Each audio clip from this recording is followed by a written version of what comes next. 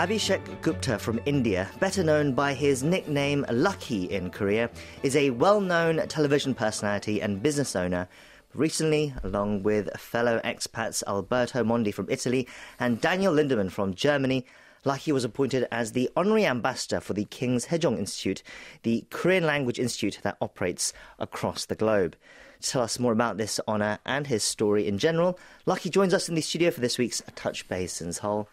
Lucky, hello, and thanks for being on the show today. Oh, thank you. Hello, everyone. Thanks for calling me on this show, and wish you a very happy New Year. Yes, Happy New Year to you too. It's an absolute pleasure to have you with us today. Thanks for inviting. In Korea, you are a very well-known celebrity, so an introduction might not even be necessary. But for our listeners around the world, can you briefly introduce yourself? Hello, everyone. Like he said, my nickname is Lucky. Well, as many Indians, all of us have a nickname, and my nickname was Lucky, and it became my name in the media community because Abhishek was a very difficult name to pronounce. And this is my 28th year in Korea. I came as a student to learn Korean. I did various business, few television shows. At the moment, I'm running a business importing sesame seeds for Korean government. I also run a restaurant, and I'm also be on television. So yeah, I'm. You can say I'm the millennial. I'm the MZ generation doing multiple things. Indeed. Yes. Actually, just a quick question on your name, Lucky. Was that a name given by your family? Yes. Was there a reason for that name? So, like most Indians, we have like a passport name, which is like a very long and very sounds like very authentic. But your friends and your family members give you a nickname for closeness. Like, I think not every country, but few countries have that culture. Sure. So Lucky was the name pronounced by my family members or my close friends. And usually you don't give this close name to everyone. But when I came to Korea, Lucky was easy to pronounce, and I used this name. And now I kind of feel like everyone is close to me because this was called by my friends and family. So in a way, I feel when people call me Lucky, I feel kind of that bondage. So it's good. Sure, it's a way to get closer, I feel, for you. As you said, you came to Korea in 96, 28 years ago 28 now, years, yes. so more than a quarter of a century. Yes, I'm still living. Yes. What first brought you to Korea? My father, he was in coal mines. He was in business of coal. And he came to know about the Korean Hyundai company. And in 96, he sent me and my elder brother to study Korean. What do you think about that decision now? Your father seeing what Korea could potentially become? Absolutely thankful. Unfortunately, my father passed 30 years back, but I've been very, very fortunate for his decision making. I think he saw the blue ocean in Korea because Korea was a growing economy back then. It's still one of the strongest economy in the world. But in 96, we didn't have much smartphones or internet access. So to know about Korea and the culture back then was a very unique thing. Nonetheless, he realized that potential and sent his two lazy kids to Korea. We would be struggling any part in the world. But I think the major reason what I thank to him, by sending us to Korea, me and my brother were the first 2 Indians among the 10 Indians in the data released by embassy in 2000. Wow. There were only 10 Indians who could speak Korean back then. Wow. Now there are a lot of, like anywhere in the world, people are learning Korean and they're communicating. But sure.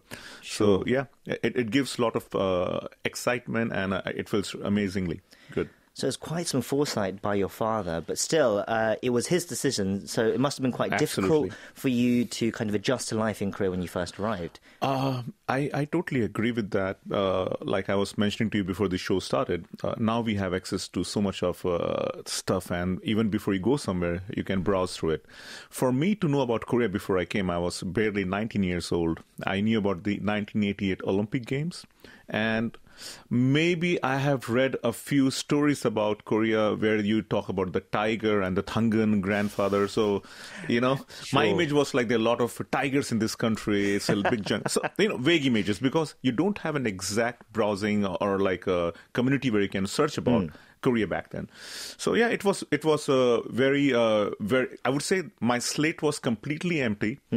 And when I came to Korea, everything was the food, the culture, the way people talk, their lifestyle, the pace of life.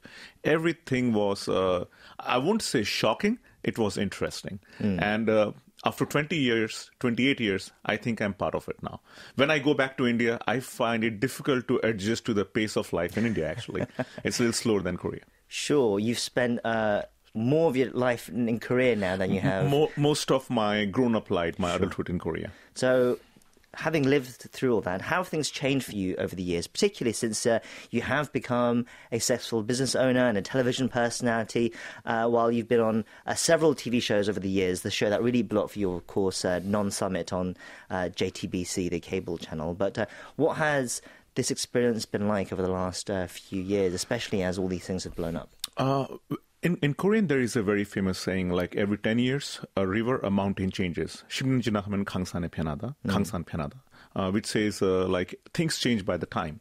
For me, exactly Korea before 2002 World Cup and Korea after 2002 World Cup. The FIFA World Cup in 2002 was a big catalyst for changing the economy and the culture of Korea. I would say Korea was more in the analog phase before and became more digitalized after 2002. So for me, I think it was a combination of both.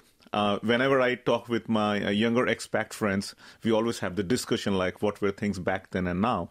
I think there is no comparison. We can't say like we had a better time and they have a worse, or they have a better and we had a bad phase. I think every experience is genuine and unique, and I think we should appreciate the process. For me, it is more memorable. Even the process was a little longer. And if somebody has access to all of this in a very short time, doesn't mean it does not have a big value. So I think you should appreciate what you get. And I think every generation, every time has their own fun.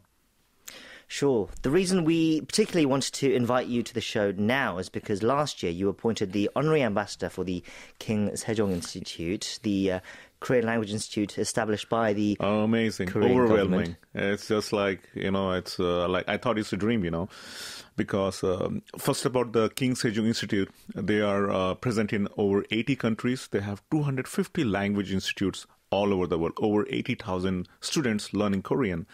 And for me, Korean is a big thing for my career. Like you mentioned, my business, my television, or anything else, is all because I have learned Korean. I can communicate in Korean.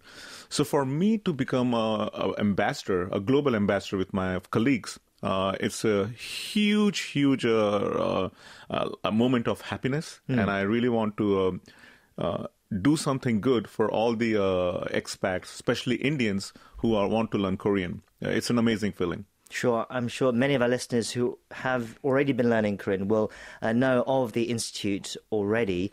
Do you have activities or any plans yet for your role at the moment, or is it still in the air? So we got appointed recently. It was, I think, last 2 weeks ago. So we are the global ambassador. The first foreigners to be appointed as the global ambassador. Very famous actor Lee Min-ho was the previous ambassador. So we were kind of pinching us like, have we become that popular, or they don't have enough budget to appoint us? But jokes apart. I think for next 2 years, we'll be doing a lot of work regarding how we can make Korean language access to expats all over the world. And also, we would like to create content on our own YouTube channel regarding how to learn language or how to have access to learn language. Sure, on that front, obviously you will have picked up Korean by living here for so long, but you... from what I know, picked it up quite fast. You studied quite hard. How did you learn Korean? What kind of methods did you use when you first started? Well, the methods we used might be still being used now. Things have changed a lot, because the world has so much of digital platform. But I think the basics are same. You have to invest a lot of time and stuff. So I would just not take a lot of your time. I always try to explain this way. Learning language is like going to gym. If you ask someone like, do you work out? And I say like, yes, I do work out. But if you go to gym once in 10 days or once in a month, you won't show big physical changes. But if you go to gym like at least 3 to 4 times a week, you will see a physical transformation.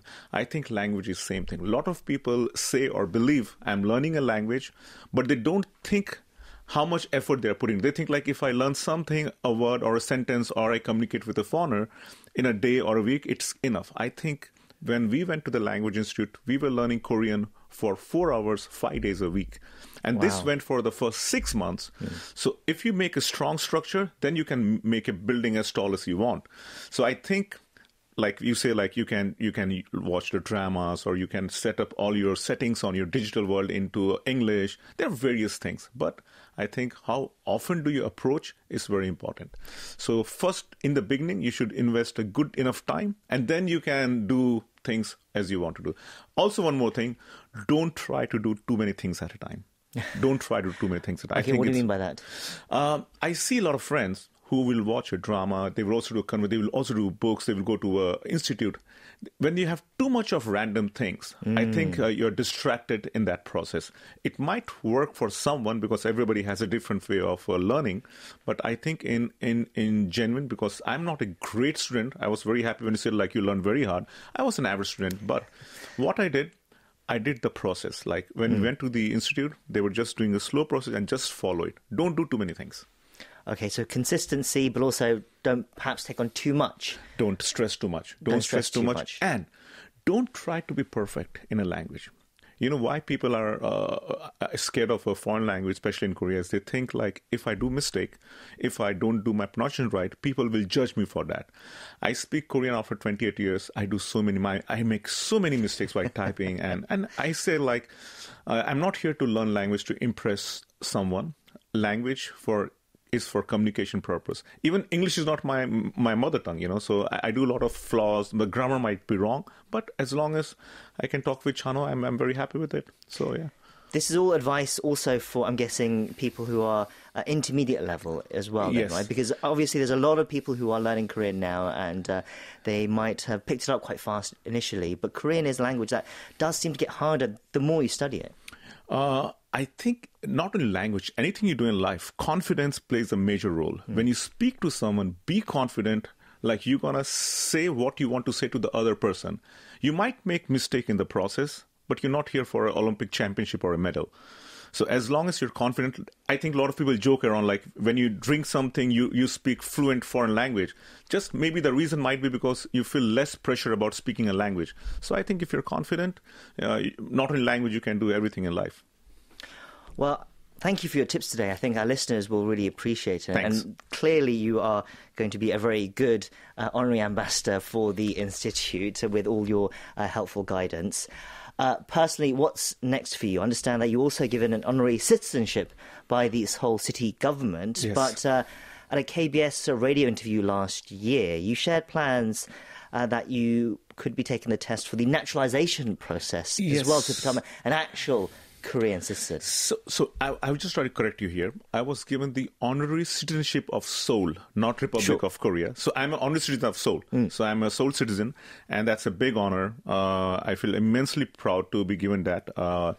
So this is a token of appreciation for all the things I have done, which might be valued by the Seoul Metropolitan. Whenever I do my show, I'm very much vocal about my life in Mapo. I live in Mapo for the last 15 years now, and the appreciation about the traffic or the culture or the people of Seoul might have impressed them, and they thought I might be a right candidate to build or bring India and Korea a little more closer.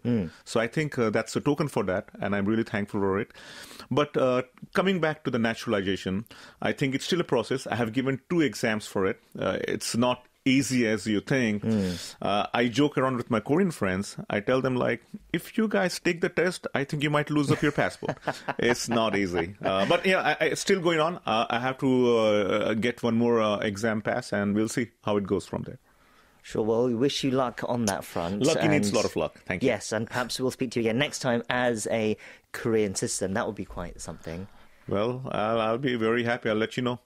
Yes, we're going to leave it there, but it was a real pleasure to have you on the show today. We've been speaking to the Honorary Ambassador for the King Sejong Institute, Abhishek Gupta, a.k.a. Lucky. Thank you once again for your time today. Thank you very much, Hannah. Bye, everyone.